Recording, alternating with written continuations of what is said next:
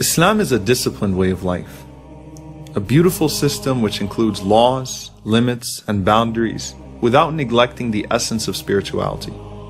Through it, we organize our lives, paying close attention to certain times and places. Prayer is all about discipline. Like any important deadline in life, the time for prayer must be respected. And to intentionally pray outside of his time is likened to not praying at all. When the call for prayer is made, millions of people can naturally form rows in a matter of seconds in remarkable fashion. It takes precedence over all worldly matters. The appointed Imam is then followed throughout the prayer as the Prophet, peace be upon him, said, and is not to be contradicted. Whatever he does, everyone else does. Allah looks only at the straight line, and through the rows of people, it is hoped that the hearts will be aligned as well. Not to mention Ramadan, which represents the highest level of spiritual, physical, and emotional discipline. No matter how hungry you are, you're forced to learn self-restraint and hold yourself back, and the clock becomes a glaring "do not eat" sign. Your entire day is structured in accordance with the times of prayer, and in Ramadan, you know exactly when Fajr and Maghrib are. And what's even more remarkable is that many choose to observe this regimen of fasting even outside of Ramadan, when it's not even compulsory. Think of your zakah as God-given taxes. Except with these taxes, your money solely goes towards the cause of the poor and needy. The calculations, laws, and stipulations governing zakah are precise. Hajj is the greatest display of order in the world. Getting millions of people in such close proximity to dress, move, and worship in such stunning compliance is a testimony to the power of his call. Our Prophet, peace be upon him, was keen on teaching people to be disciplined and respect the law and system in both religious and worldly affairs. He warned that no two people should even travel without one of them being appointed as a leader of the two, and commanded that customs which do not contradict faith should be respected by the believers. Many times we disregard order and discipline thinking that we are the exceptions to the law. And when we do that, so does everyone else. And I mean everyone.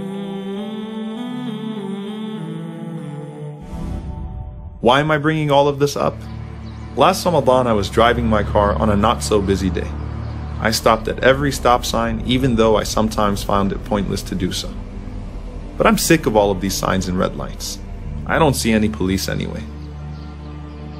Just as I thought that, I hit a man crossing the road. I didn't even notice him until after I hit him. I panicked. My heart was racing. I jumped out of the car to see what happened to him. I immediately apologized to him and told him I'd get help right away.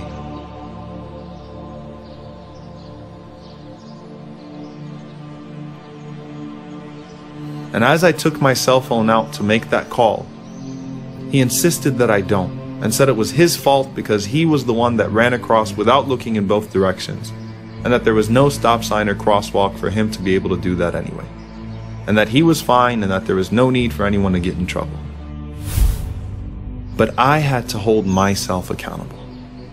So I called 911 and I claimed full responsibility.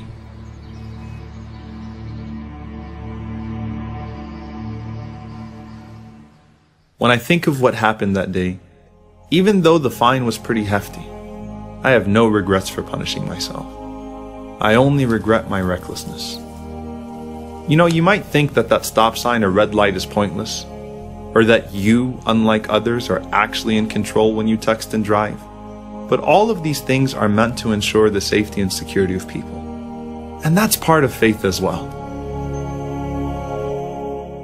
Rasulullah, you taught us to be patient, respectful, and disciplined, to not act in a way that would be detrimental to ourselves or to those around us. No one in your presence felt threatened, and nothing that would be considered good was disregarded by your call.